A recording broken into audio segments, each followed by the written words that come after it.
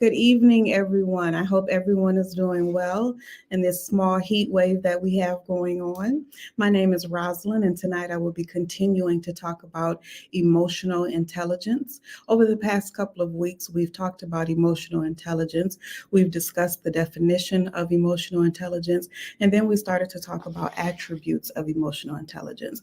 So, tonight, for a few moments, I'm going to do a small recap and just bring everyone up to speed and continue to lay the foundation of what we have been talking about. And then I'm going to continue to flow and discuss some more of the attributes.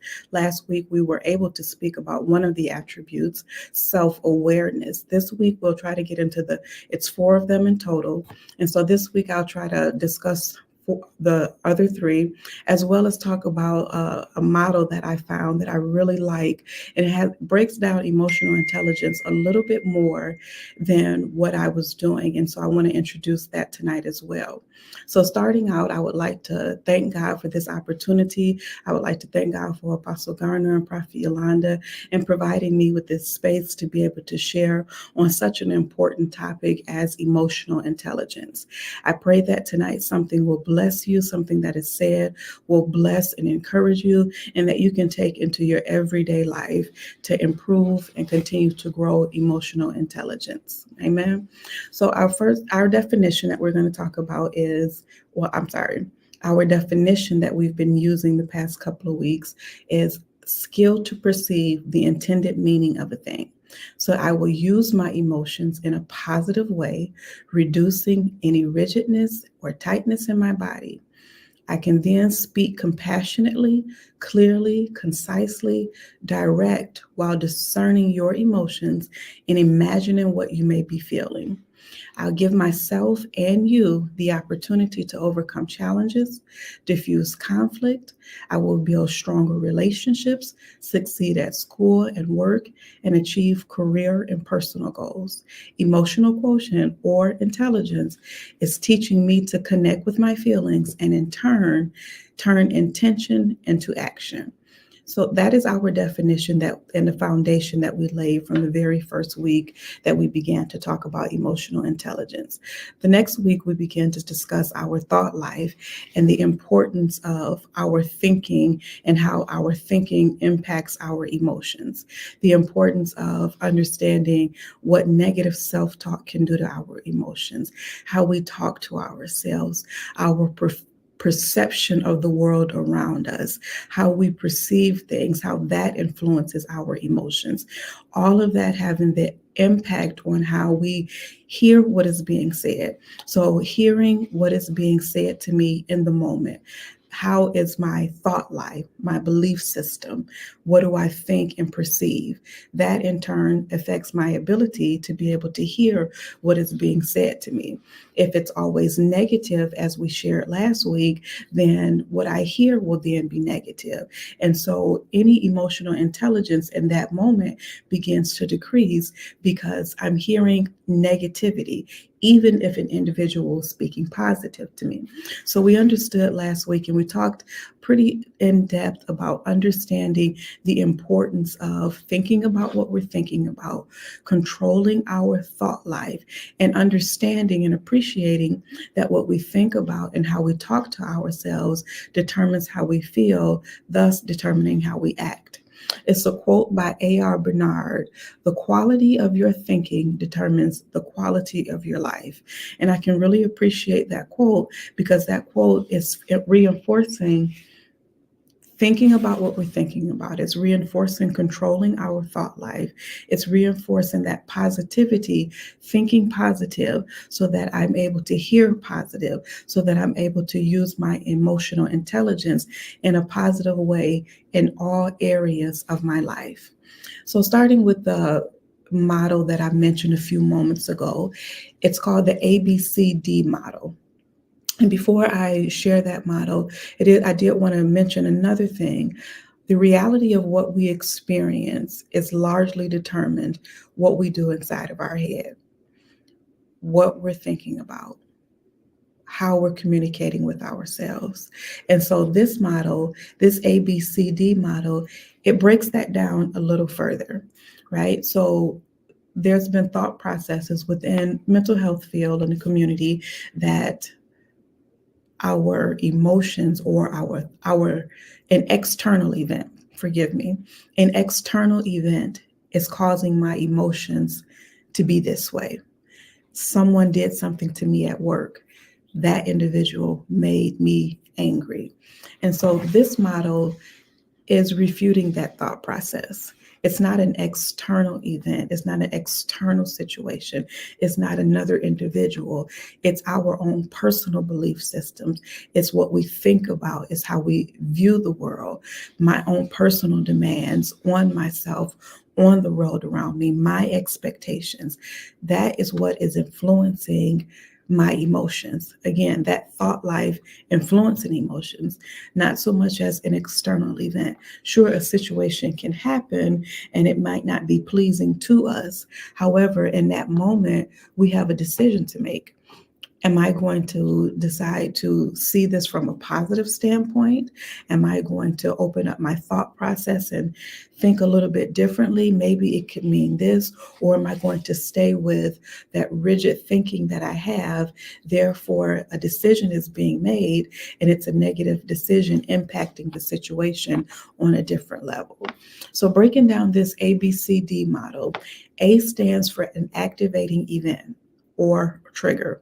And so that trigger, something that is happening around me that is therefore causing B, my belief system, to be activated, right? My belief system, my expectations, how I talk to myself, all of that is now coming into play because of this event that is happening, okay? C, consequences. The consequences, including my emotions, my behavior, physical sensations, all of the internal things that's going on, those consequences. D stands for decision making, right? Challenging my belief system. Am I going to use healthier thought process? Am I going to challenge what I originally thought and expand my thinking to perhaps it could mean this, perhaps it could mean that. So I want to go back a little bit and take some time to discuss this ABCD model because it's important to understand that this model is suggesting that, again, it's not an external event. It's not someone doing something to me. This model is suggesting that B, my belief system, instead of A, is impacting my consequences and my decision making. It's not taken away from the situation that is there. Absolutely, that situation is there. But more than anything, it's how I think. It's how I view the world. If someone did something to cause me to be, again, angry, I'm at work, and an individual said or did something, and now I'm angry. Well, why am I angry? What about what that individual said made me angry? Is it my belief system? Oh, I think differently. And so because I think differently, then you have to be wrong. That individual, you're wrong. You're absolutely wrong. And now I'm angry because I need you to think the way that I think. So is that situation my belief system? Is it how I view the world? No, no. Have you ever seen coworkers, family, friends arguing their point so to the point where they're angry because the other, I want you to believe what I'm thinking. I want you to understand my point of view and convert to what I'm thinking, to what I'm believing in that moment, right? And so that belief system, our thought process, how we communicate with ourselves, how I view the world around me, my perception, all of that is influencing how I feel about the event, the trigger part, right? And then we go to see the consequences. The consequences, now my emotions, that's my emotions. See, consequences, emotions. I am angry right now. Why am I angry? I'm angry because you said something that's different than what I believe. I'm angry because something triggered me and now my emotions are involved because my emotions are directly impacted by how I think about the situation, that I'm directly impacted about how I think about the other individual. Then we go to D, decision making. Again, challenging our beliefs. Can I sit back? Can I take a moment? Can I pause? Again, work situation. Someone said something. In that moment, can I take a step back? Maybe that thought is right. Maybe you can do it this way. Maybe that is another way to think about it.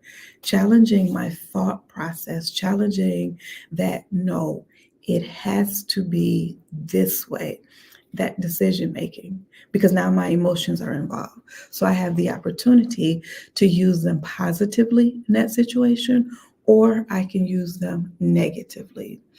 A more useful belief system, never finding suitable staff. This is an example. I can never find suitable staff. Again, we're talking about work. Can't find suitable staff. I'm angry. I'm frustrated because I believe I should have 4 staff. Well, how can I turn that into a positive? I'm the manager. I have people here. Let's figure out how we can work together and do these things.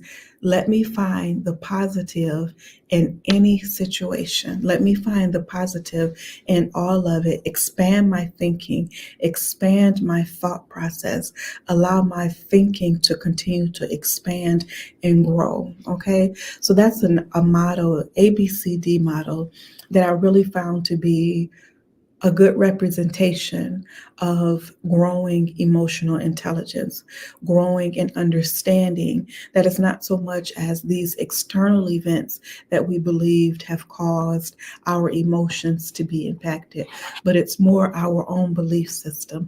It's more how we communicate with ourselves. It's more how we talk to ourselves. That belief system, that thought process, it directly impacts our emotions. It directly lets our emotion, oh, we're angry because we don't agree with that. We're sad because this happened. We're frustrated. That belief system impacts that. And then I have a decision to make.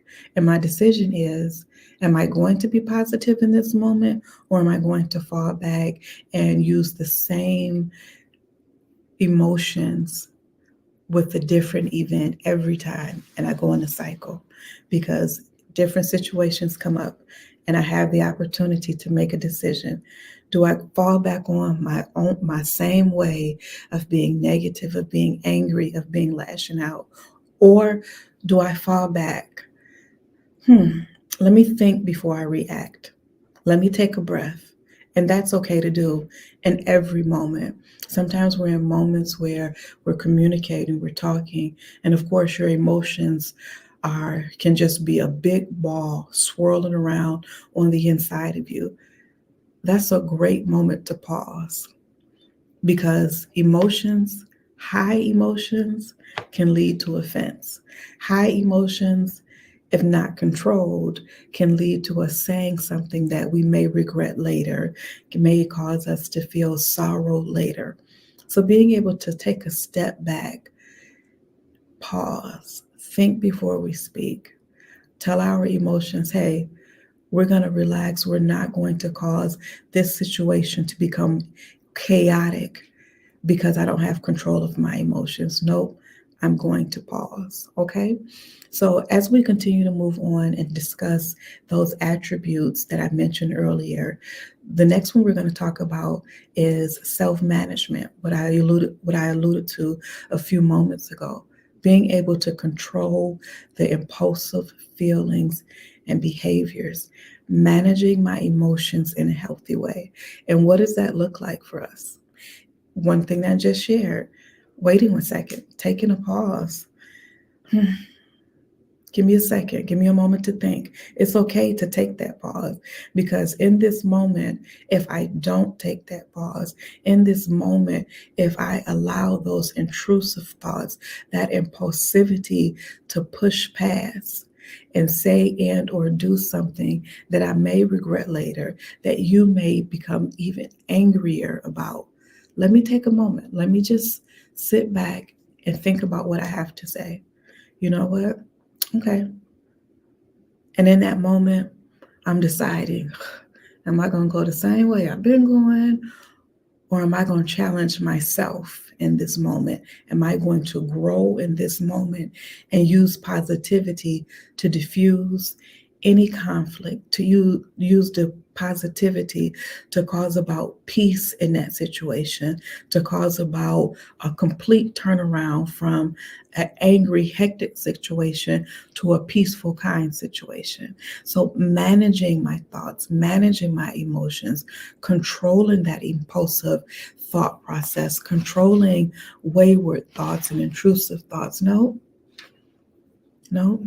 It said that we have over 60,000 thoughts in a day. Can you imagine? Well, yeah, we can because we're thinking all those things, right? Stop it though, right?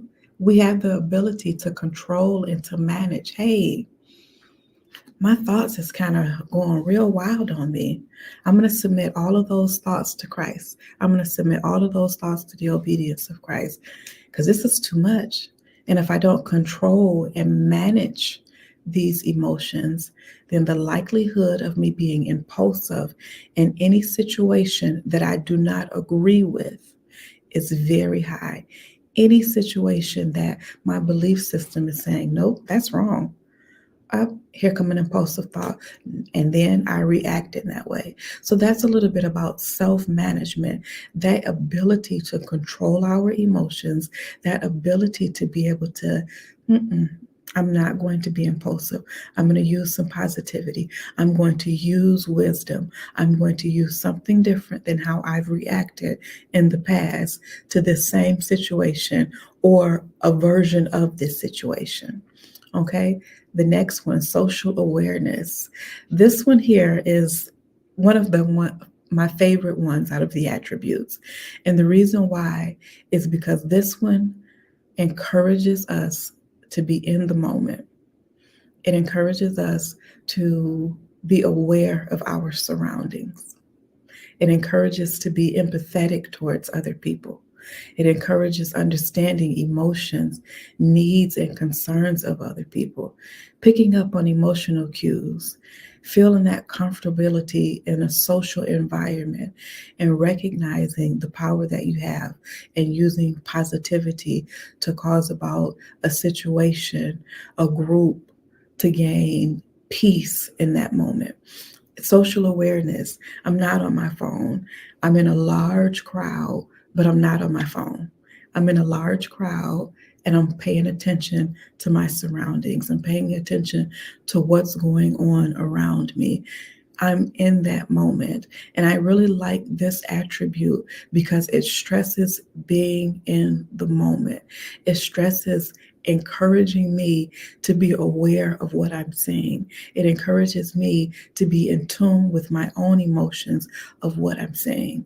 It encourages me in that moment to not worry about playing a game on my phone, texting, emailing.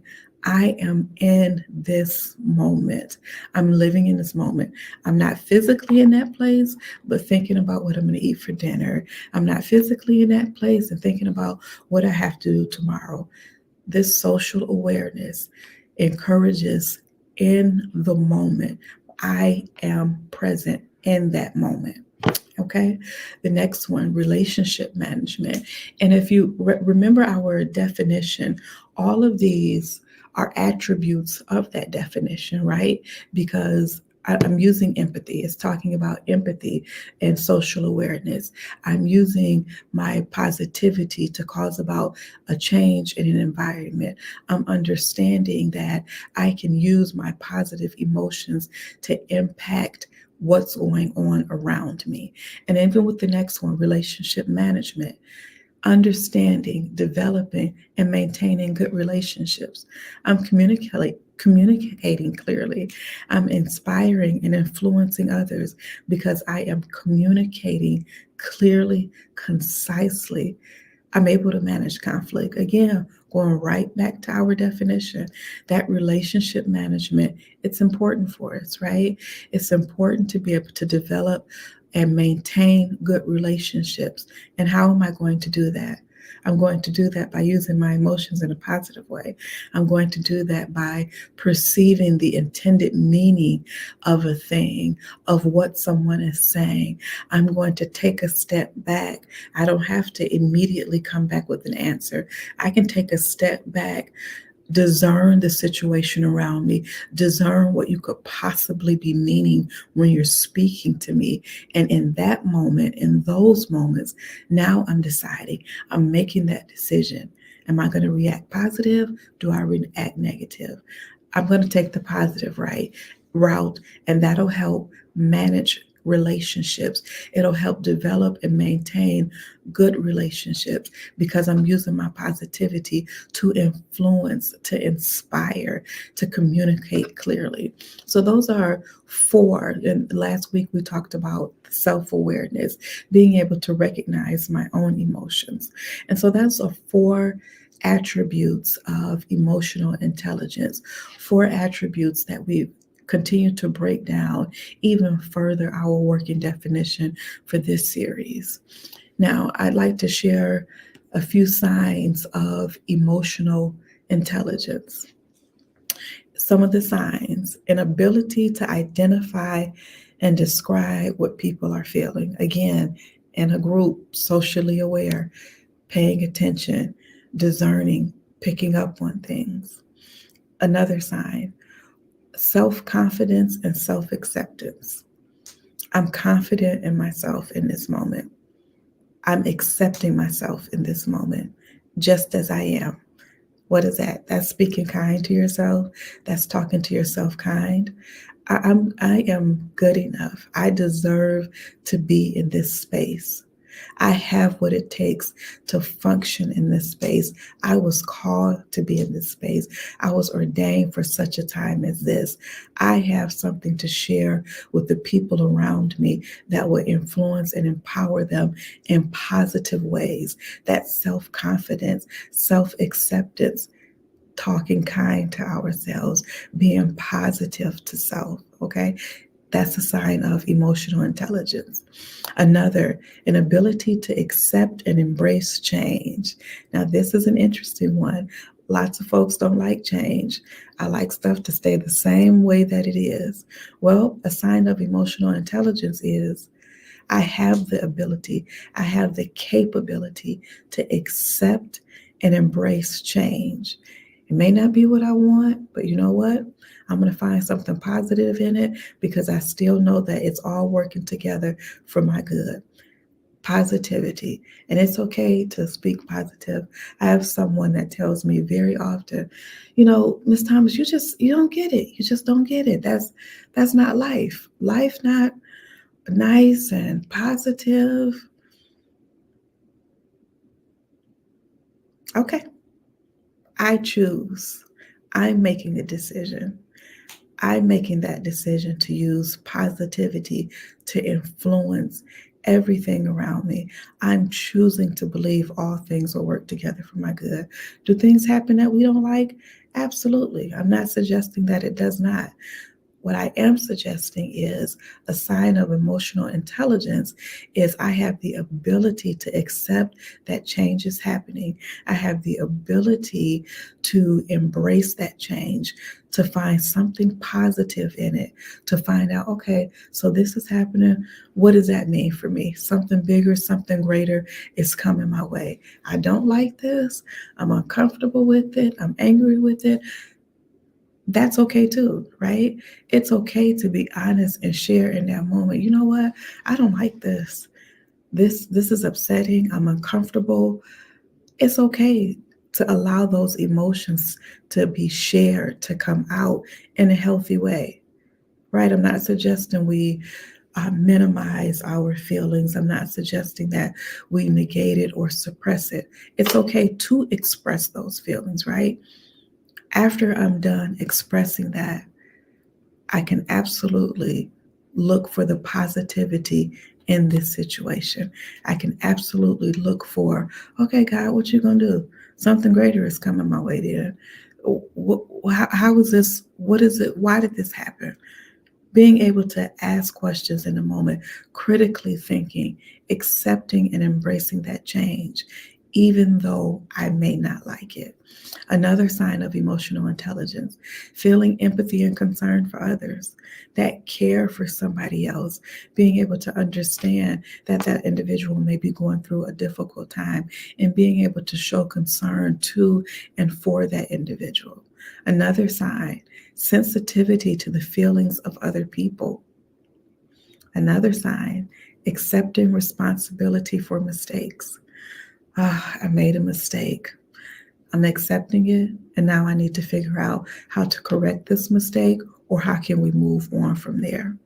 Another sign, ability to manage emotions in difficult situations. How do I manage my emotions in this very difficult time? Because again, we face difficult times. We face times of highly stressful environments, of things that are happening around us, maybe with family, friends, work. That's difficult for us. But how am I going to manage my emotions? Am I going to acknowledge that, yeah, I don't like this? Am I going to acknowledge and validate my feelings by saying, yeah, I don't like this. This isn't fun. This isn't comfortable. I want something else. I wish this wasn't happening. I'm acknowledging and validating. That's also a part of managing my emotions because I'm validating it. I'm just now, the B part of that is what's next? How do I continue to move? This is going to work out for my good. How is this going to work out for my good? Start thinking, God, how do I do this? I need wisdom for this. I'm uncomfortable. I don't like it. But I'm here. What's the wisdom, knowledge, and understanding for this moment, right? So those are some signs of emotional intelligence. And I really appreciate all of those because it's helpful in difficult moments if we practice now using emotional intelligence. If every day we find a way to practice using emotional intelligence, if it's the smallest thing, maybe it's something larger, but I'm practicing emotional intelligence. So when I get into even more challenging situations, I've already have some groundwork laid. Oh, I know how to respond to this. It may have not been on this scale, but I've been practicing for difficult situations. I've been practicing to expand emotional intelligence within myself. So now I'm able to handle this situation that I'm in. The last thing that I'd like to share tonight, and we'll be able to pick this back up next week. Next week, I'd like to talk about ways that we can continue to improve our emotional intelligence after discussing what emotional intelligence is, after discussing attributes of emotional intelligence, after discussing signs of emotional intelligence. And now I want to discuss how to use emotional intelligence. After all of that, we're going to talk about next week how to continue to improve our emotional intelligence and just different coping ways that we can do to improve our emotional intelligence. So tonight, the last thing that I want to share is how to use emotional intelligence. How can I do that? We've talked about attributes, we've talked about signs, I've given a few examples. I'd like to share a few more examples with you regarding emotional intelligence and how we can use emotional intelligence, how we can continue to expand and grow and be more intelligent in our emotions, not being impulsive, not reacting. Okay, one of the first ones, being able to accept criticism and responsibility. Constructive criticism, right?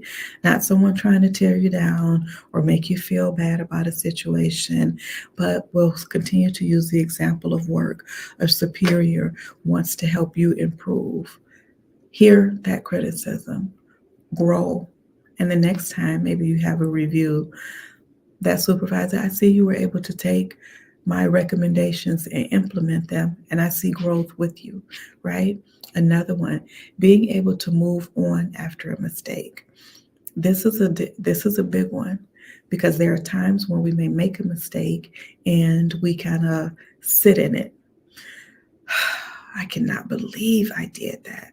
I can't believe that happened. And it takes us a while to come out of I made a mistake. What are they going to think? How are they going to feel about me? See how my emotions are spiraling in this moment? And it's all negative. I'm thinking about what everyone else is going to think. I'm sad. All of this is happening internally when instead I made that mistake. I'm accepting it. Now, how do I correct this mistake? Another one, being able to say no when you need to. No, I'm sorry, I'm not going to be able to do that. I'm not going to be able to make it. I would love to, but not this time. Maybe next time. Being able to share your feelings with someone else. And I think this is an important one because it also requires us to be discerning with who we share our feelings with, right? Sharing your feelings with someone that will appreciate you sharing, understands, can listen to what you're saying and hear what you're saying and not judge, not be critical. So a part of using our emotional intelligence is being able to share with someone. Work was really tough today. It was really tough. I can share a few things about it and just how I'm feeling right now. And I just want you to be with me in this moment as I share. So that's another way. Another way is having empathy. I've talked a lot about being empathetic towards others, showing kindness towards others. Okay, another way, knowing why you do the things that you do. This is one of the reasons why I studied in this field and why I enjoy it. One, not only understanding why I do the things that I do, but understanding why do we do the things that we do? Do you know why you're making those decisions? Oh, I've always done it like this. I've always done this, but why? I don't know. I just have always. But being able to use emotional intelligence, that's allowing us, going back to our definition, to be in tune and turn intention into action. It's being in tune with my feelings. It's understanding, well, why do I do that? I never thought about it. Now you have the opportunity to think about it. So the next time someone asks you, well, why are you doing that? Oh, because I like da da da da. I like it this way. I like it that way. Being able to interpret and share why I do what I do. And the last one that I'm going to share for tonight is not being judgmental of others. Another big one. Another big one. It's easy to judge. I would have done it like this. I don't know why they did it like this. It's easy to be judgmental. It's easy to be critical towards another individual, towards a group. Supervisors, still using work examples. If I was the boss, I'd do it like this. I know how to do it a lot better. If I were in that position, this is what I would do. Well, how about this? I'm not going to judge you, but if there's a way that I can be of assistance to you and you'll accept it, great. If not, that's okay as well. But I won't judge you. I won't be critical towards you. I won't mock you and wish for you to fail because you didn't accept my suggestions. I won't laugh and mock you with other people. I can sit back. You didn't take the suggestion, that's okay. But I won't judge you. And I'll still wish the best for you. I'll still hope that you're able to execute and do your job great, because I'm not going to judge you, right? So just using that work example of not judging others. And so I do want to end there. And one of the last things I want to share is emotional intelligence is essential for good interpersonal communication. It is essential. Emotional intelligence is essential for relationship building. It's essential for how we feel about ourselves, how we present ourselves to the world. Are we confident because I practice speaking nice to myself? Are we confident because the creator of the universe loves me?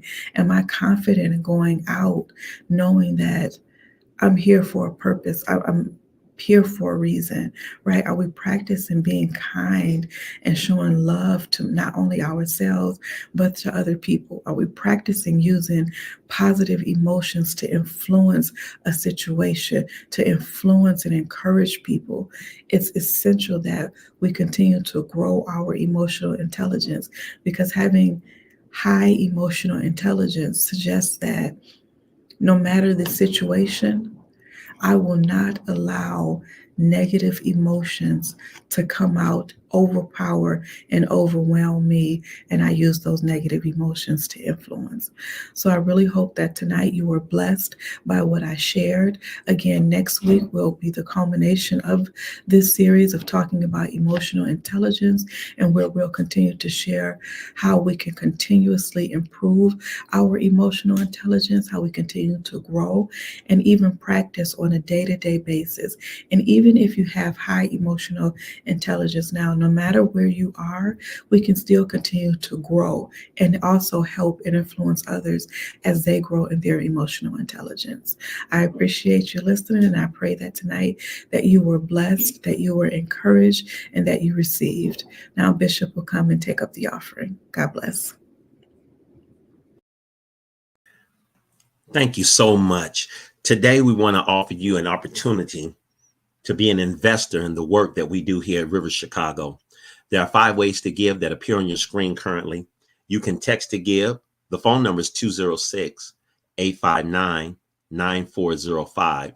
You would text the word give, the number 2, ROLW, which is Rivers of Living Water. Also, you can send in your checks, money orders, cashier's checks by mail at the P.O. Box listed below, 4315 Oak Park, Illinois, 60304. We also have where you can give via Cash App. You can also give via Zelle. And you can also invest using our Rivers Chicago app. You can get the app in the Google Play Store, or you can get it from the Apple Store. We want to thank you so much for being a part of this broadcast where we are being educated in emotional intelligence. God bless you, and we'll see you next Wednesday at 7 p.m.